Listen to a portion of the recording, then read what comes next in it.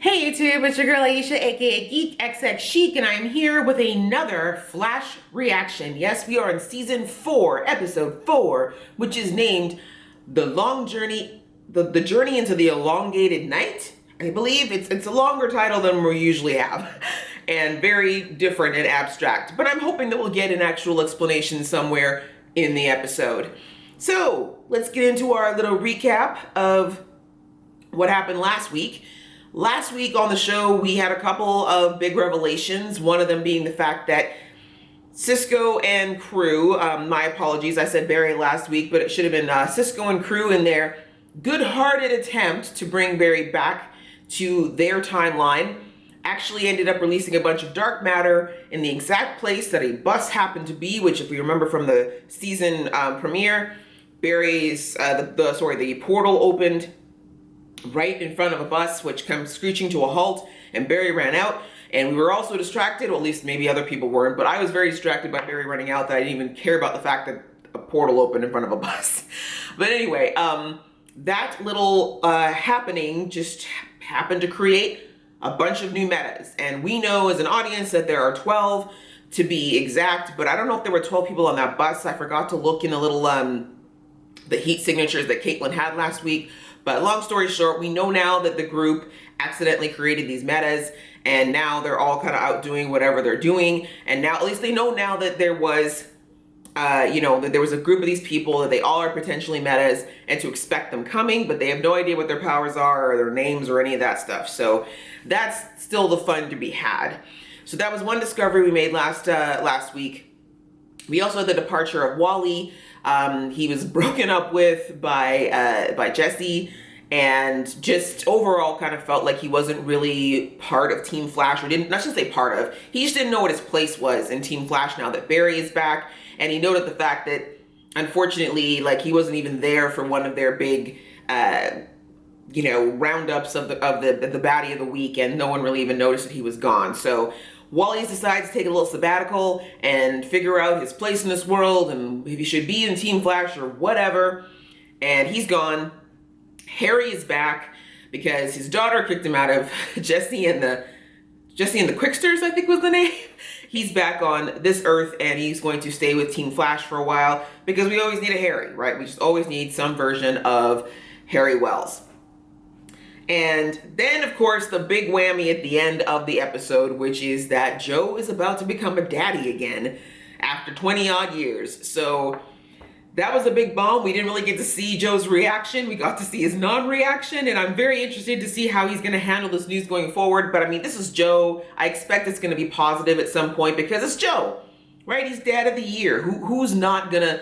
how is Joe not going to be happy about this? I don't know how, but who knows? It'd be an interesting twist if they take it a different direction. But without further ado, we're not going to know unless we actually start watching the episode. So why don't we start doing that? Okay. Boop. I was thinking. No, let's think. Really? Kissing. In this moment? Come on, Cisco. Okay, Cisco, getting it in. She about to rock your world. What the? Seriously? Danny Trejo? Not Cisco. Leave my baby alone. Who are you? Yeah, Daddy? thought so. Pleased to meet you, sir. Is he gonna put me down? That was the worst timing ever. He still has this secret board? What? Yeah. Don't know. This morning, you're like glowing. What? What do you mean glowing? I just mean like you got like a warmth about you, like a light bright. There's no warmth, no glow, and I ain't no damn light bright. Light bright. Star Labs. Second throwback. And irritable. Holy crap. You brought him to Star Labs? This facility is poorly guarded. Clearly. I'm Barry Allen. Cisco's personal assistant. Is what? And he is the best personal assistant I've ever had. He stays late, starts early. One day I'll be working for him. What are you doing? I wanted to press him? No, I can't. Have you seen his face? The guy's killed people with that face. I'm not even joking. Gypsy said that literally happened. You want his approval, right? Yes, I want his approval. He's my girlfriend's father. Of course. Cisco, you're a fine, upstanding, smart, well-groomed young man. Any father would be happy to have you date his daughter, except me. Used to be a cop. Dirty cop. Got kicked off the force. Ooh. What? It's a long story. We got time. You seem something. What's up with you and this Ralph guy? It's like Joe said, it's a long story. We got time. I like stories. His heart. And a promise made did need a text. You. Are a very attractive woman, and A lot of touching. wipe away those tears. His creepy. Stop Harvey Weinsteining her. Good. Yeah. Got the spare tire out of the trunk. It happens. Might even happen to you too one day, Slim Jim. So Nope. what brings you boys to Actually not. Dibney? Mr. Fantastic is here.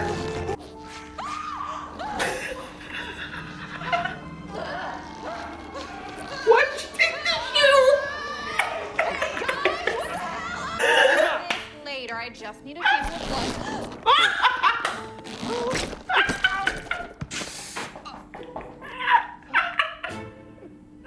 More. Is that my face? Oh. 4 years seeing this stuff, I finally puked. That was the best scene You did this with all her boyfriends? I did her last one, yes. Where is he now?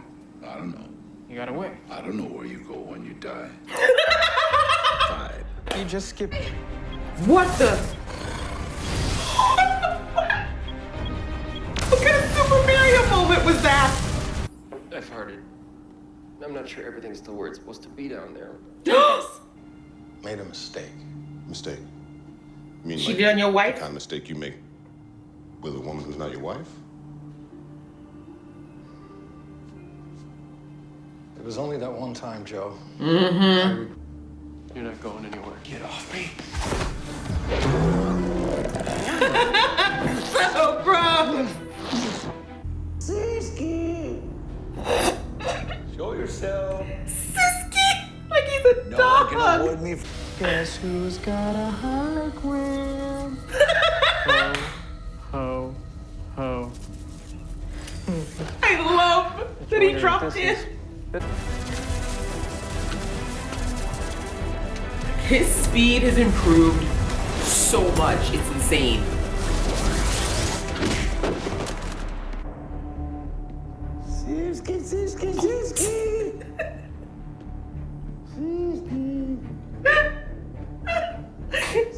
I really need him to stick around. Guys, you were there? Barry, I'm here. It's me. What's up? I wonder if like a bullet would have the same effect that Barry's fist did. Holy! Die, Blastoid, die!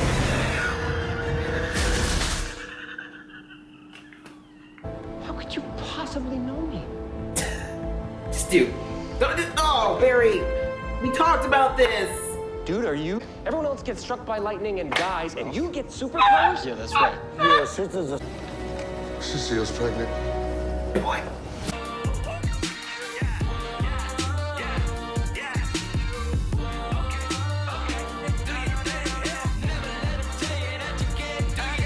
I know that, but I still hate you. Baby steps. What made you look into Mayor Bellows in the first place? Oh, it was a client. Asked me to follow the mayor. Never met him, though. He did everything over the phone. Thinker. DeVoe. You and I have been enemies for years. Well, you've had others, of course. There's Dawn, Zoom, DeVoe. This is where Never picked up on that the name before. DeVoe Wow. means something to you. Okay. Ah, that was joyful. That was blissful. Thoroughly enjoyed, like a tasty meal. Sorry about that, guys. My allergies decided to hijack this entire review. I as I was saying, this was the 4th episode, which was entitled, oh God, I gotta look it up. It's way too long. Elongated Journey into the Night. And obviously we know now that that ties into our, I guess we can't really call him a villain of the week because he really wasn't a villain of the week. Couple things right off the bat. This is probably one of the first times that we've had a human, not the first time, but it's been a long time since we've had a human villain on The Flash. Almost all of the villains we've had in the last few years have almost always been metas. But the mayor was really our villain of the week, and he's human. He was just a corrupt person who was doing some very corrupt things. And yeah, that was just kind of a nice break, actually, just to have somebody who was, pardon me, just a plain old human. And this evolution of this man, this new meta who came across his powers quite accidentally. And well, yeah, let's kind of get into, like, I guess let's just jump right into the episode, some of the cool things about it.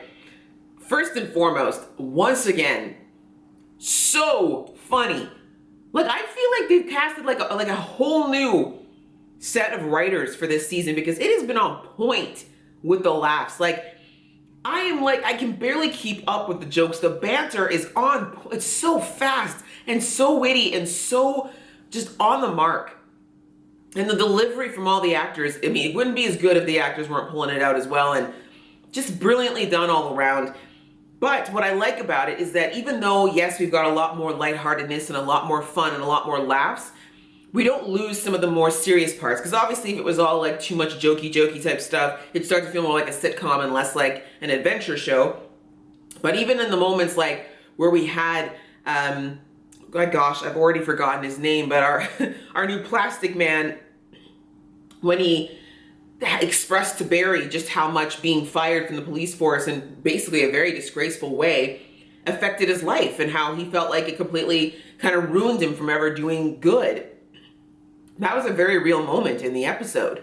So I just loved how they kind of had that, as well as just also Barry dealing with the whole idea of not putting people on trial right off the bat when they've, I guess, not using people's past to always judge who they are now. And it's true that, yes, a lot of the metas who were changed either by the particle accelerator explosion or so far the ones that came out of this bus, yes, a lot of them did decide to use their powers for things that were not good or that were evil. But the reality is, it's not really necessarily up to Barry to decide, you know, whether or not they're good or bad, or whether or not they should even have the ability to use their powers the way that they so choose, right? Just because Barry's decided to become a vigilante and he helps people, there's some people out there who would still argue that Barry using his powers at all is incorrect or right? That maybe he should just, you know, try to live a human life or have something on it that inhibits that inhibits his powers at all times. So interesting little question, little moral question about powers and power usage and intent versus actuality. And I like that they kind of lightly, I mean, it wasn't a deep dive by any stretch, but I'm glad that they explored the fact that Barry, who's usually Mr. I believe in everybody and sunshine and sparkles since he came back, that he kind of had this really pessimistic viewpoint about this person and really, I guess, kind of metas in general, new metas, I should say, in general, and how they'll use their powers. And I love that Joe kind of brought out the fact that, okay, yes, in the case of Plastic Man, he did do the things that he did in the past and they were intentional. He knew they were wrong and he did them anyway. But just because people do wrong things doesn't necessarily mean that they're bad people, right? There's that age-old expression that, you know, bad people can do good things and good people can do bad things, but that doesn't necessarily mean that, you know, that that's who they are. So I like that they kind of explored that question, as like I said, which was kind of a more serious thing in the episode, as well as, you know, just this whole Plastic Man's life. And then, of course, countered it with the hilarity, oh my God, of Gypsy and her family. Oh, okay, first of all, I love Danny Trejo. I love that man. I have loved him since the first time I ever saw him on screen. I know his face and his demeanor is like, he kind of just carries himself in such a way that he's very imposing. And and people kind of get a little bit like, you know, taken aback. But I remember the first time I saw him, I was like, this guy's awesome. He's such a unique looking person. And especially when I saw him do like lighthearted stuff, because you know that he already knows that people look at him and have a certain opinion. So when he goes into a show like this, and even though he was playing the traditional tough guy he typically gets cast as, he was doing it very comedically and obviously poking fun at the stereotype that's put around him. And it was brilliantly done. I love it. And that's exactly what I would expect Gypsy's father to be like. Like a guy who loves his kid fiercely, but just is basically a complete jerk in every other aspect. Oh, I loved it. I loved it. I loved the interactions between him and Cisco. I loved the lines he had. Like, oh my God, like he's literally killed people with that face. Like, stop it, show. I couldn't take it. So it was nice to see that Cynthia has a family as well, and interesting that she inherited similar or basically almost the same powers as her father, which makes me wonder what would happen if her and Cisco had a baby. That'd be one powerful kid. Speaking of babies, also glad that Joe got to finally tell his secret. I wasn't sure if he was just, you know, he was holding on to it because he still wasn't processing it well, but it looks like he's totally happy about it. You know, we heard about how he had his glow all episode long. So, I mean, I didn't really doubt it. This is Joe. He's a happy father. He's never ever made it a secret that he loves being a dad, and he's very proud of being a father. So I couldn't see it being any different, especially since he loves Cecile and their situation is really good right now. So I'm glad everybody knows, and it's going to be hopefully a happy time going forward. I can't help that little pit in my stomach that just makes me wonder if like something's gonna happen. I mean, we've got people who can erase timelines here. We've got this thinker doing God knows what. I don't know. I'm still not 100% sure that this baby's gonna come to be. But I did do a little research and I found out that there is actually another West, but it wasn't actually, that Iris actually does have a brother, but that's not Wally, because we all know that in the comics, Wally is actually Iris's nephew, I believe. So people are thinking that maybe this child might be the brother from the comic books. I kind of like the idea that Barry is finally taking on the idea that maybe these new metas actually just need help.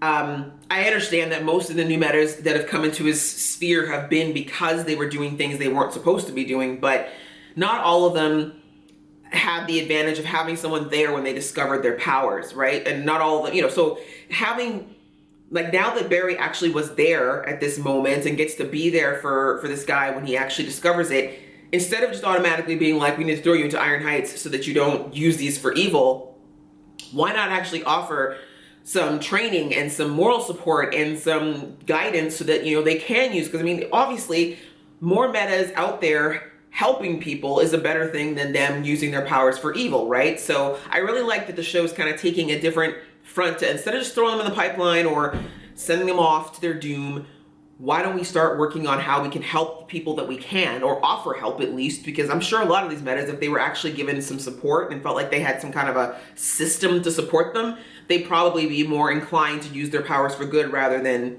self-serving purposes, right? And I also just no idea. Like, I'd heard the name DeVoe, obviously the flashbacks we saw of Barry thinking back to the 2 times he'd heard the name DeVoe.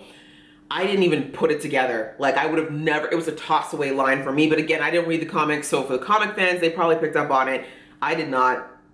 But really good job with the Flash for tying all that in over the last few seasons so that it actually kind of comes to a logical place here.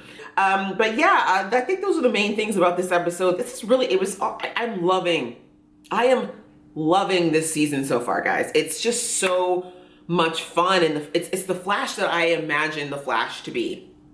My first exposure to the Flash was watching Young Justice, and that character was always lighthearted and fun and witty and just kind of like that smart-mouthed, kind of perky kind of guy who dealt with deep stuff here and there, but for the most part was always uplifting and uplifted. And we didn't really get that in season 2 and 3 of The Flash, so I'm really glad that they're kind of coming back to what we saw in season 1, and we're seeing this lighthearted, fun, adventure-y, just really, you know, high note type of show coming out. What did you guys think of this episode? Did you laugh nearly as hard as I did? Do you feel like Barry and the team are smart to be training this new guy, or do you think maybe there might be inviting a whole bunch of trouble considering the fact that they really don't know him that well? Also, how do you feel about the whole Joe and his baby thing? Do you think the whole theory about him actually becoming Daniel West. That's the name that I saw on the internet. Do you think that's what might be what happens, or do we think maybe something bad might happen to Cecile? I'm not sure. Guys, leave your comments below. You know I love to read them and have this conversation with you. If you like this video, guys, please, please, please click like. And if you want to see more from this geeky face, go ahead and click subscribe. Until next time, guys. See ya.